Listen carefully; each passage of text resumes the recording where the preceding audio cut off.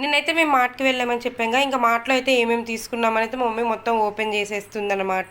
ఇదైతే home delivery. మేము అక్కడ మొత్తం షాపింగ్ చేసి వాళ్ళకి మన ఇంటి అడ్రస్ ఇస్తే కనుక హోమ్ డెలివరీ చేసేస్తారు. ఇంకా చూడండి, ఎప్పుడు టీవీలో ఇంత లాంగ్ బిల్ ఇట్లా వేయడమే చూస్తాం కదా. ఇప్పుడైతే మా దగ్గర కూడా చూసేయండి. ఎందుకు అని అంటారా? హాయ్, వెల్కమ్ టు రేషునగి అఫీషియల్.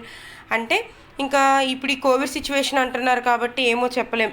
రేషన్ షాప్స్లోనే 3 మంత్స్కి సరిపడా రైస్ ఇస్తున్నారు. సో మనం కూడా ఇంట్లో ముందు జాగ్రత్తకి 2 మంత్స్వి తెచ్చుకొని పెట్టుకుంటే ఎందుకైనా మంచిది కదా.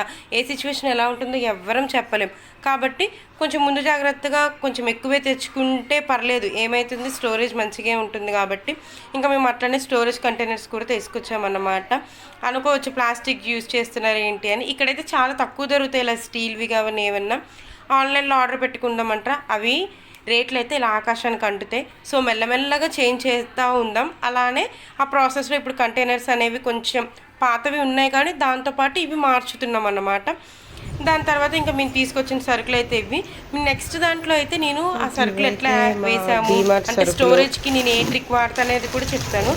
మీకు నా వీడియో నచ్చినట్టు కనుక అయితే లైక్ చేయండి, షేర్ చేయండి, కమెంట్ చేయండి, అలానే సబ్స్క్రైబ్ చేసుకోవడం మాత్రం మర్చిపోకండి. Thank you.